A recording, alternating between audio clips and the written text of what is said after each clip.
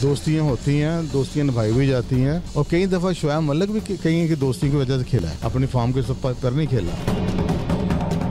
World cup आ गया तो एकदम बाहर से बंदा लेकर आउट ऑफ बॉक्स बंदे को लेकर लाना ये रिस्की डिसीजन भी होता है। इस टीम के लिए बड़ा होगा, ये एक टफ टूर होगा। अस्सलाम वालेकुम व्यूअर, करंट एनएन के साथ मैं आपका होस्ट उमर नवाज। नाज़रीन, T20 वर्ल्ड कप 2022 के लिए पाकिस्तान स्क्वाड का ऐलान कर दिया गया। वही स्क्वाड जो एशिया कप का फ़ाइनल हारा, जो श्रीलंका से 2 लगातार मैच हारा। यही टीम किस वजह से सिलेक्ट की गई? साबिक़ कप्तान शोएब मलिक ने ट्वीट किया जब पाकिस्तान एशिया कप हारा।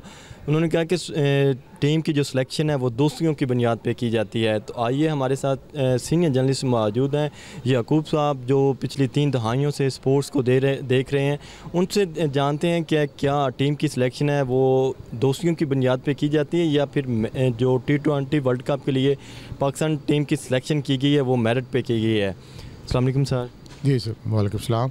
अच्छा, T20 वर्ल्ड कप 2022 के लिए पाकिस्तान स्क्वाड का ऐलान कर दिया गया। वही स्क्वाड जो एशिया कप हारा, क्या वजह है कि क्यों स्क्वाड चेंज नहीं किया गया?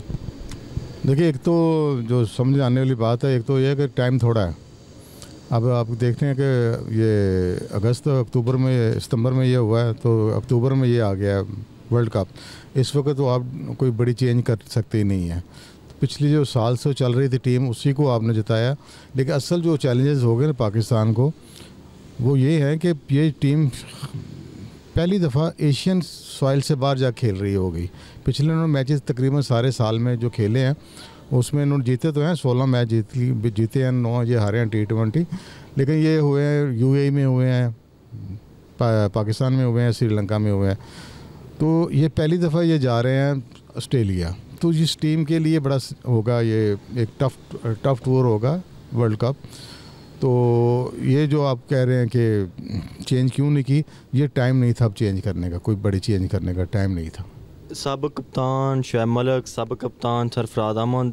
शोएब मलिक जिसने T20 में पाकिस्तान के लिए सबसे ज़्यादा रन किया, उसके बाद साबिक़ कप्तान सरफराज अहमद जिसकी क़यादत में पाकिस्तान ने चैम्पियन ट्रॉफ़ी जीती, जिसने लगातार उसने पाकिस्तान को परफॉर्म करके दिया। तो उसको इन 2 बड़े प्लेयरों को ड्रॉप कर दिया गया।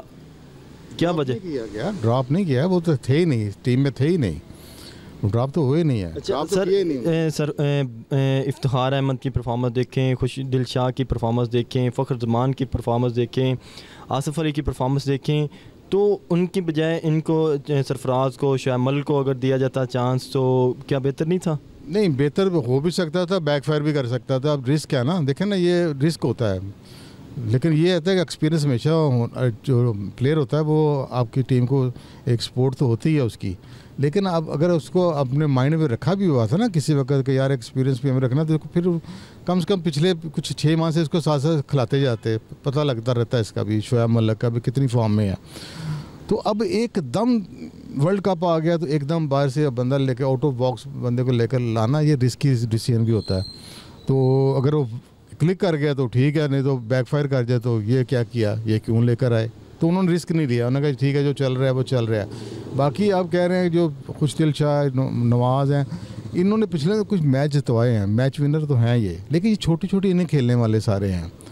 इफ्तिखार हो गया, खुशदिल शाह हो गया, नवाज़ हो गया, इसी तरह असल तो आपका डिपेंड कर रही है टीम आपकी, वो कर रही है बाबर आजम पर।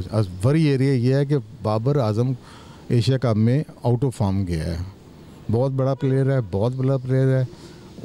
उसकी पार्टनरशिप जो रिजवान के साथ बनती थी ओपनिंग में, उसके बाद शहीन शाह अफरीदी बॉलिंग में, ये तीनों लड़कों ने सारा बोझ उठाया हुआ था। ये नीचे तो खुशदिल शाह वगैरह, ये तो 2-2 ओवर 3-3 ओवर इनकी बारी आती थी।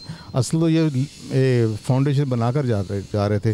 तो असल आपकी प्रॉब्लम है कि रिजवान भी मेरा 2 मैच नहीं खेलेगा, ये इंग्लैंड के खिलाफ भी। तो असल प्रॉब्लम आपकी है कि जो Babar Azam out of form है, वो अगर फॉर्म में हुआ तो फिर पाकिस्तान के चांसेस होंगे अच्छा स्कोर करने की।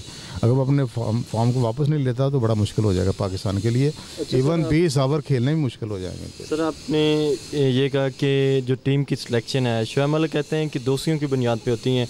कितनी सच्चाई है? आप तो पिछले 20 से 25 साल से ये देख रहे हैं, ये कवर कर रहे हैं, आप क्या कहते हैं कि सिलेक्शन क्या क्या क्राइटेरिया?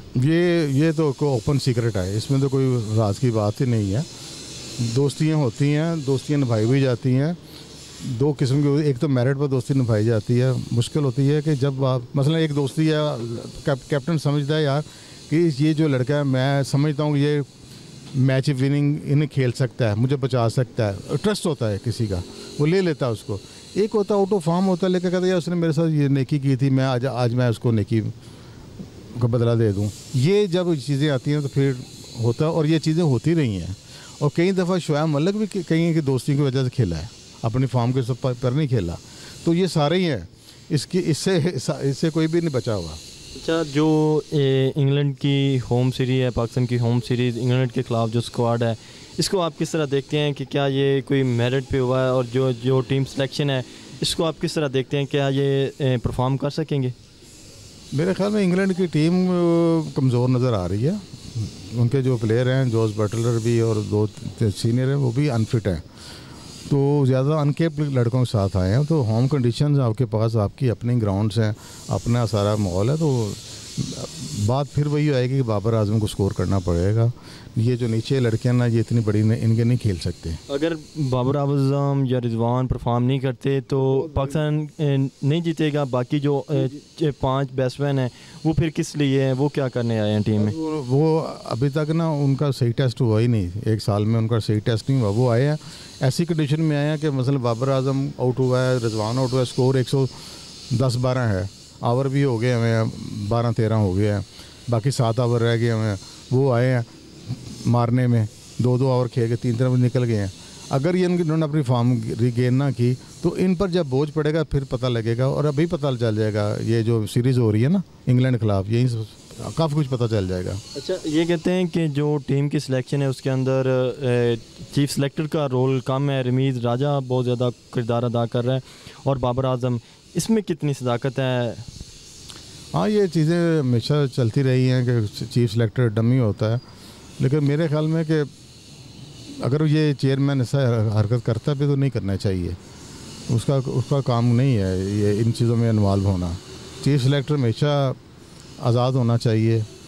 हाँ, वो कंसल्टेशन कर सकता है सबसे, वो करता भी है, और ये इसको मानते भी हैं कि कैप्टन से कंसल्टेशन की, कोच से की, चेयरमैन से भी की जा सकती है कंसल्टेशन इससे। लेकिन जो हतमी फैसला है वो फिर चीफ सेलेक्टर को लेना चाहिए, फिर ऑन भी करना चाहिए कि जो परफॉर्मेंस उसको ऑन भी करे वो। जी नाजरीन, आपने ये गुफ्तगू सुनी कि जो टीम की सिलेक्शन है या T20 वर्ल्ड कप के लिए पाकिस्तान का स्क्वाड है, इस हवाले से उम्मीद है कि आपको ये वीडियो पसंद आई होगी। अपने मेज़बान उमर नवाज़ को दीजिए इजाज़त। अल्लाह हाफ़िज़।